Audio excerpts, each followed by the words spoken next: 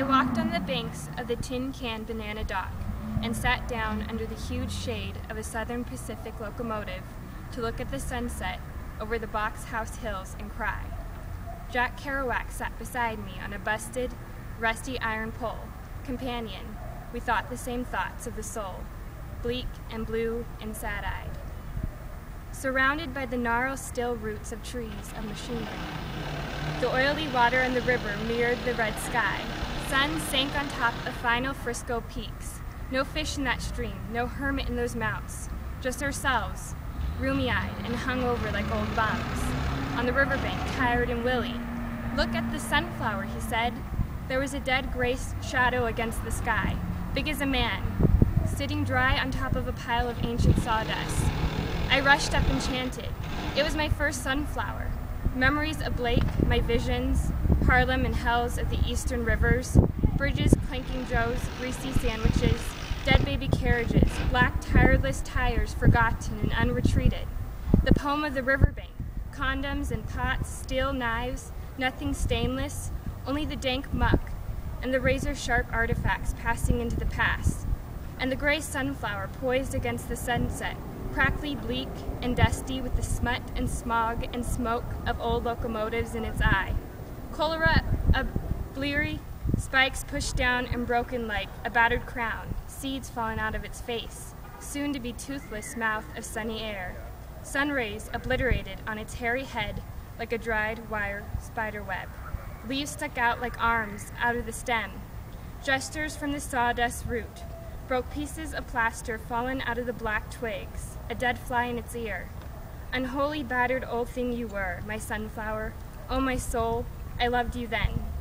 The grime was no man's grime, but death and human locomotives.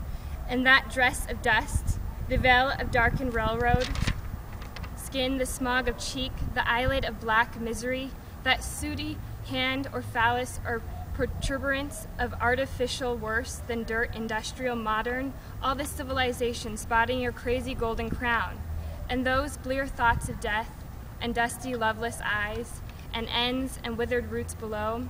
In the home pile of sand and sawdust, rubber dollar bills, skin of machinery, the guts and innards of the weeping, coughing car, the empty, lonely tin cans with their rusty tongues alack. What more could I name? The smoked ashes of some cigar, of wheelbarrows and the milky breasts of cars, worn-out asses out of chairs and sphincters of dynamos, all these entangled in your mummy roots. And you were there, standing before me in the sunset, all your glory in your form, a perfect, beautiful beauty of a sunflower, a perfect, excellent, lovely sunflower existence. A sweet, natural eye to the new hit moon woke up alive and excited, grasping in the sunset shadow sunrise, golden monthly breeze. How many flies buzzed around you, innocent of your grime, while you cursed the heavens of the railroad and your flower soul? Poor dead flower, when did you forget you were a flower? When did you look at your skin and decide you were an impotent, dirty old locomotive, the ghost of a locomotive, the specter in the shade of a once powerful, mad American locomotive? You were never no locomotive, sunflower. You were a sunflower. And you, locomotive, you are a locomotive, forget me not. So I grabbed up the skeleton-thick sunflower and stuck it at my side like a scepter and delivered my sermon to my soul, and Jack's soul too, and anyone who will listen. We're not our skin of grime. We're not our dead, bleaky, dusty, imageless locomotive. We're all beautiful golden sunflowers inside.